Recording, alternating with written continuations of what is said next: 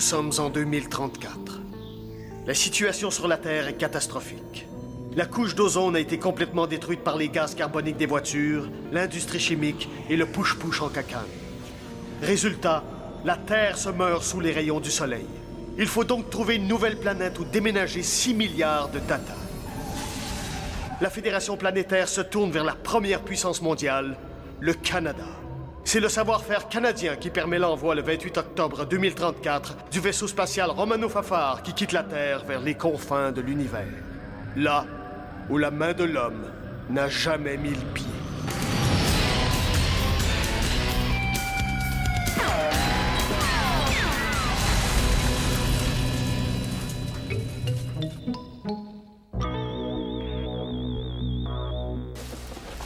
Attention, il va arriver dans 2 minutes, là. Dépêchez-vous! Pouvez-vous croire que ça fait 4 ans qu'on est ensemble? Hey, 4 ans! Ça fait 1461 déjeuners, 1461 dîners, 1461 soupers, puis 26 754 petites collations. Attention, il arrive!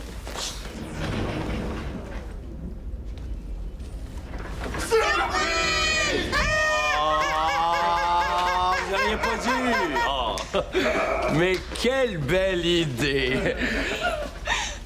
Et qu'est-ce qu'on fait encore?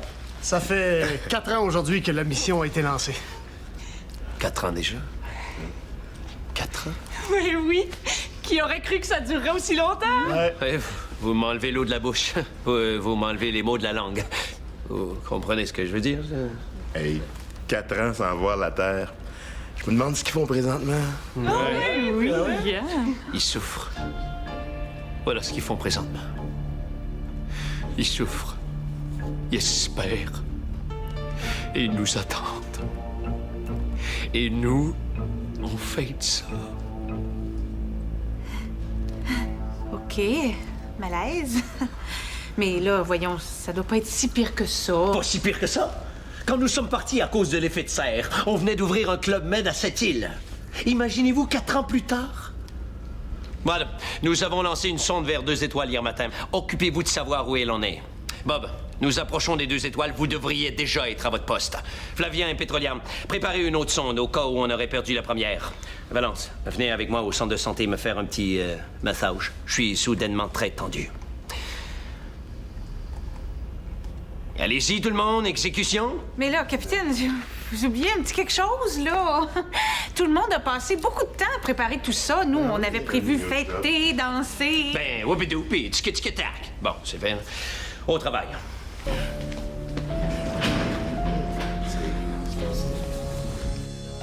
On ne sait même pas si la vie continue sur la Terre. Peut-être que la race est complètement éteinte. Et dire que Brad est avec nous, sain et sauf. Oh, si j'avais l'étoffe d'un leader, d'un homme comme Tyler Pomerleau, la mission serait complétée depuis longtemps. Ben voyons. Je suis certaine que t'as rien à envier à ton fameux Tyler Pomerleau. Oh, t'oublies que c'est le capitaine Pomerleau qui a sauvé la Terre de la terrible comète Philémon 17. Ça, c'est la comète qui menaçait de frapper la Terre. Hein? Non, c'est une comète qui menaçait de dégonfler nos pneus d'éthique. Bien sûr qu'elle menaçait de frapper la Terre. La comète fonçait vers la Terre. Il a dirigé son vaisseau au cœur de la comète, puis à la dernière seconde, il s'est échappé dans la capsule d'urgence. Le vaisseau a poursuivi sa trajectoire et a détruit la comète. Mais oui, mais aujourd'hui, c'est toi qui dois remplir la mission la plus importante de toute l'histoire. Comment ça se fait qu'ils n'ont pas confié cette mission-là au capitaine Pomerleau? Peut-être parce qu'il est mort. Oh, c'est une belle excuse. L'audace, le risque, le courage. Voilà ce qui me manque à moi. Voilà pourquoi ça fait 4 ans qu'on se pogne le beigne. Capitaine, on a récupéré la sonde. J'arrive, Flavien. Initiative, imagination, force, bravoure. Ange, tu me fais bobo comme ça, Valence? Que s'est-il passé, Brad? Je vais vous faire une démonstration. Excusez-moi. La sonde est passée entre les 2 étoiles, Faramine 17 et Schneider 6. Ces 2 étoiles sont si puissantes que la sonde a été endommagée par la chaleur. Elle s'est dirigée de l'autre côté, vers les planètes, mais l'attraction gravitationnelle des deux étoiles est si puissante qu'elle a de nouveau été attirée entre les étoiles. Mais, étant programmée pour revenir vers le vaisseau et étant de faible masse, elle a réussi à s'arracher à la gravité des étoiles, mais a de nouveau souffert de la chaleur. Malheureusement, les données sont incomplètes. La sonde en a mangé toute une. Il en manque des morceaux. Ça sert plus à grand-chose. Une sonde à votre image, Brad? Ah, non, c'est bon. Selon ce que je peux en tirer, Selon ce que je peux en tirer, plusieurs planètes présenteraient des conditions de vie idéales de l'autre côté des étoiles. Et en combien de temps pourrions-nous être de l'autre côté des étoiles, Brad? Ben, il faut les contourner. De 18 millions de kilomètres, ça prendrait 6 mois. 6 mois, c'est trop long. On doit aller observer ces planètes. Bob, attends, oui, attention, excusez-moi. En combinant la puissance de nos moteurs et l'attraction des deux étoiles, on sera propulsé de l'autre côté grâce à un effet catapulte. Un effet catapulte? Non, mieux que ça, un effet catapulte. Excusez-moi, capitaine, je ne veux pas dénigrer votre concept art. Mais selon mes calculs, la température entre les deux étoiles atteindra 118 654 310 degrés. Hey, 118 millions, c'est quasiment le salaire annuel d'un joueur de baseball. 118 millions de degrés, nos poules vont pondre des œufs cuits durs. 118 millions de degrés, les vaches vont donner du lait en poudre. Le capitaine est sérieux? Ça fait 4 ans qu'on attend qu'on nous déroule un plateau d'argent. Il faut foncer. On aura quelques petites sueurs, mais la mission doit avancer. Quelle petite sueur! Voyons donc, c'est pas 2 ronds de poils, ça, c'est 2 étoiles. 118 millions de degrés, le vaisseau a jamais été préparé pour résister à ça. Dans ce cas, on doit se mettre au travail tout de suite pour le préparer. Capitaine, regardez ce qui est arrivé à la sonde. Tu sais, je veux dire, on est anxieux là, de réussir la mission, mais il faudrait quand même garder la tête froide. Et peut-être le reste du corps aussi. Assez discuté. La sonde est passée, on passera aussi. Alerte ambre avec des lignes jaunâtres. Préparation du vaisseau à chaleur intense. Comme style de suite, mettons.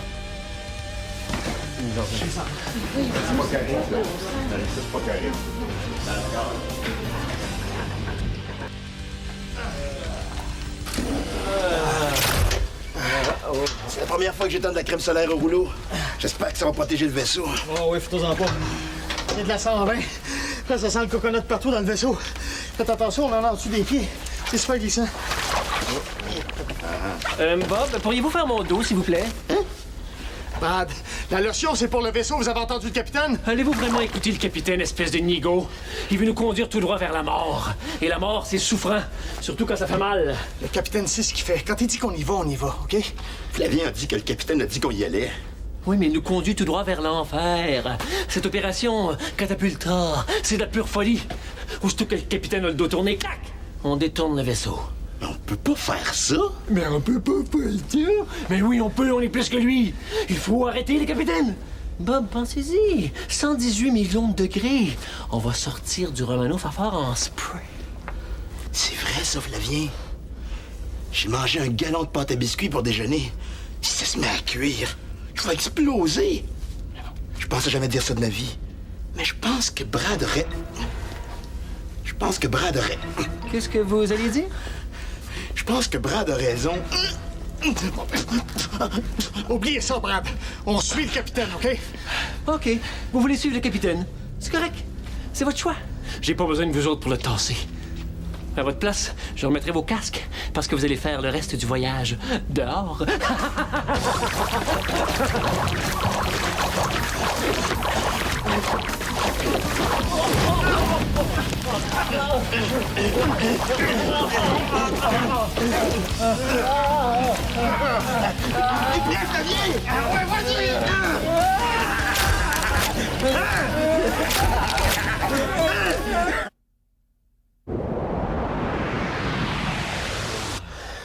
Nous sommes qu'à 800 000 kilomètres des deux étoiles. Empêchez les panneaux solaires. Température de la cabine. 54 degrés. Et ça grimpe, capitaine. Mettez la climatisation à high. Elle l'est déjà. Elle fournit pas, c'est une Spitfire Corporation. Capitaine, la température dans le vaisseau est déjà très élevée. Peut-être qu'il faudrait refaire certains calculs. Le seul calcul que l'on doit faire donne toujours la même réponse. 4 ans. 4 ans, 4 ans. On peut plus attendre. Capitaine, même si le vaisseau résiste, le corps humain... 5 milliards de corps humains souffrent sur la Terre en ce moment. Charles, je te demande de réfléchir avant de continuer à vouloir jouer les héros. Valence Leclerc, vous êtes peut-être le boss dans notre chambre à coucher, mais dans le reste du vaisseau, c'est moi qui mène. Est-ce que c'est clair? Leclerc.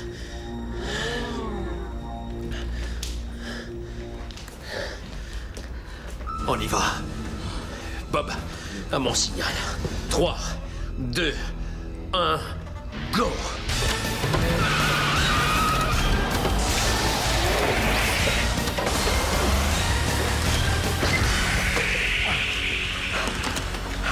Hey Bob, viens ici.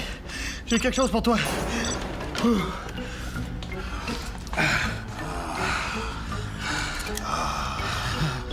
Hein?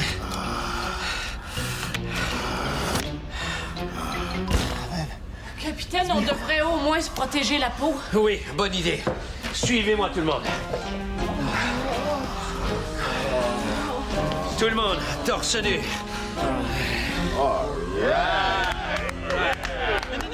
Non, Pétrolière, gardez votre... oui, c'est ça. Ben oui, mais vous autres enlevez, par exemple, votre... oui. Allez. Allez. Moi, je vais... Ouais.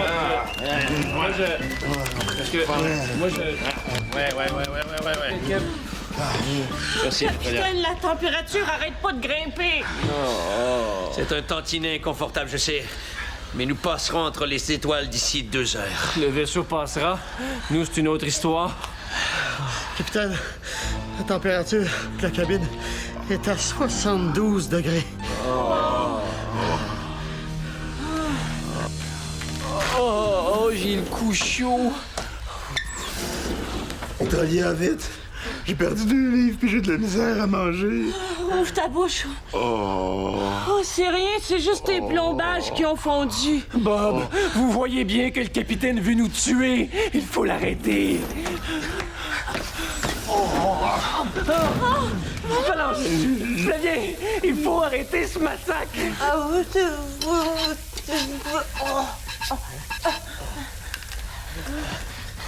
C'est vrai. Brad a raison. L'obstination du capitaine nous mène tout droit à la mort. Il faut arrêter le capitaine, il est devenu fou. Hey! Un instant! Le capitaine nous a toujours menés sains et saufs à travers l'inconnu. Quand le capitaine dit qu'on y va, on y va, OK? Ah ouais, vous voulez suivre le capitaine? Vous voulez obéir au petit boss, le petit Flavien? Mais à partir de maintenant, c'est moi... C'est chou!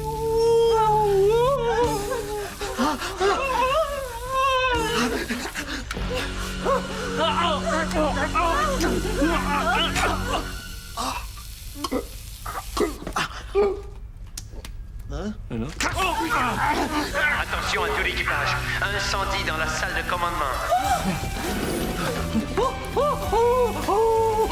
C'est chou dans mes culottes! Où ça brûle!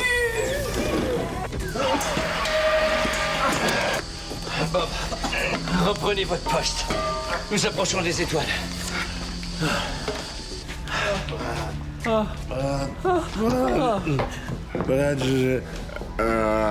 Brad,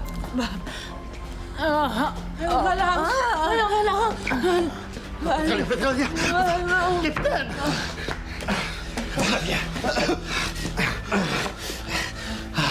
Prenez les commandes et gardez le cap.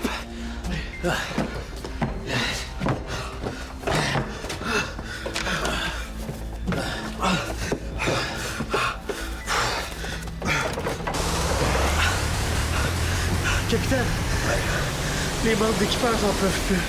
S'il n'était pas si robuste, il n'y avait qu'à s'engager dans quelque chose de plus facile, comme l'armée. Gardez le cap, le vaisseau doit atteindre ses planètes. Ça serait peut-être le fun qu'il y ait du monde de vivant dedans. Je suis pas sûr qu'il y ait des gens sur ces planètes-là de l'autre côté qui ont commandé 6 poulets rôtis. J'ai dit, gardez le cap.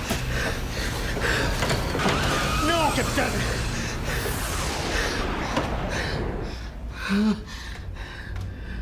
Flavien Bouchard. Êtes-vous en train de me déshomme? Oui, capitaine. Je vous déshomme. Déshomme? Je vous désobéis, capitaine. Au nom de la vie de l'équipage, je vous désobéis. Si on vous a suivi depuis 4 ans, c'est qu'on a toujours eu confiance en vous. On s'est toujours dit, il sait ce qu'il fait. Et là, savez-vous ce que vous faites, capitaine? Oui.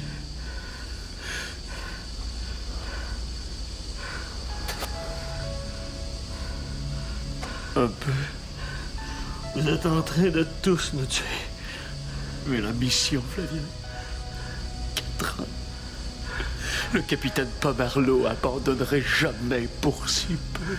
Le capitaine Pomerleau a toujours réussi ses missions. Pour ça, il a sacrifié la vie de 67 de ses membres d'équipage. Pour réussir sa mission, il faut être vivant, capitaine. Mort, on sert à rien.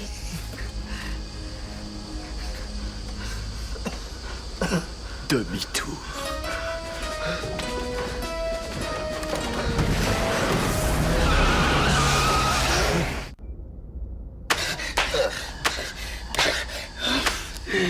On doit réveiller Bob.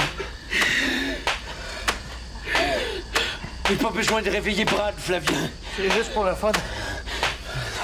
Guilly. Il y a un truc, capitaine. Pepperoni. Oui. Tomate séchée. Fromage. Un peu trop cuit. La pizza brûle. Bob, il faut faire demi-tour. Allez-vous.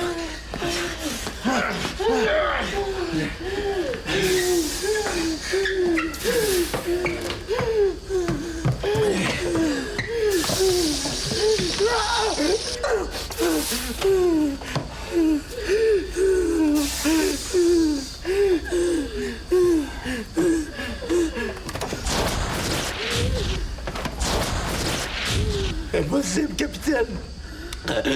On est dans le champ d'attraction des étoiles. C'est comme moi, devant une boucherie. Si je suis à l'extérieur, je peux m'éloigner avec un maximum de force. Mais si je suis à l'intérieur, rien à faire, je peux plus reculer. Si on ne trouve pas une solution, la mort pourrait nous tuer. On vous l'avait comme dit, style. Que je fais, mes amis? Je vous ai mené tout droit vers la mort. Me pardonnez-vous? Bob.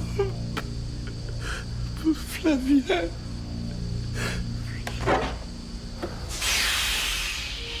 Je suis en train de perdre! Je suis en train de perdre! Papa! Flavien, on n'a pas! Non! Je suis en train de perdre! Je suis en train de perdre! Papa! Flavien, on n'a pas! Non!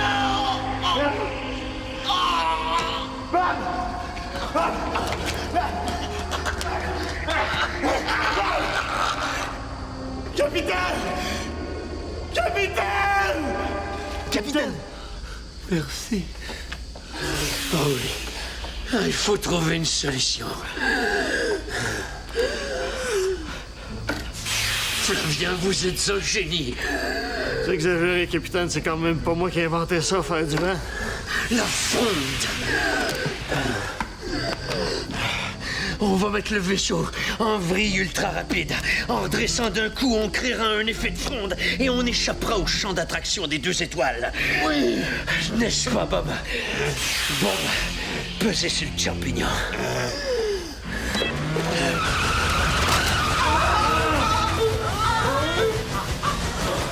On atteint la vitesse maximale, capitaine. À mon signal, Bob, vous tournez d'un coup sec à 3, À 3, à go! Je veux faire 1, 2, 3, go! Si vous dites go, pourquoi vous dites 3 avant? Oubliez le 3, je veux juste dire go, OK? Attention! Go!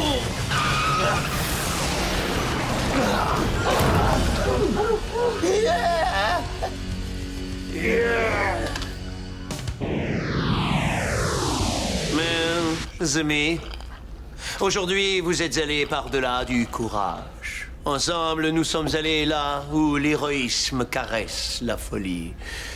Mais je vous ai mal guidé. Si on sait pas où on va, on risque de jamais s'y rendre. Hein? Vous me suivez? Je veux dire, pardon, mon oncle. On veut pas que vous deveniez le capitaine Pomerleau. Non, pas Marlowe. Pomerleau. On veut que vous redeveniez le capitaine Patnaud. D'ailleurs, j'aurais peut-être une petite mission, moi, à confier au capitaine Patnaud qui pourrait sûrement bien remplir ce soir. Ah, c'est ce soir, notre Ben soir? oui. Je te dis. Oui, bon, trêve de flatterie. Si une personne est un héros ici, c'est Flavien. Flavien, merci de m'avoir désobéi. Non. J'aimerais vous remettre ce bâton d'érable que je vous ai gossé à même un boulot. Ah, c'est comme un symbole traditionnel, ça, ou? Ah non, c'est pour frapper Brad quand vous en aurez envie. J'aimerais vous faire remarquer que Flavien m'a simplement volé l'idée de désobéir au capitaine. J'avais moi-même eu l'idée de rien de moins qu'une mutinerie. Alors, si quelqu'un mérite un bâton, c'est bien moi. Une mutinerie, hein? Ouais. Vraiment généreux de votre part, Brad. Dorénavant, si je devais sacrifier un seul d'entre vous, je sacrifierais Brad. Ah! Bon. On le fête-tu notre 4e anniversaire? Je pense qu'il reste un gâteau. Excellente idée, Bob. Et en plus, on va tous s'amuser car j'ai une surprise pour vous. Allez, c'est ça.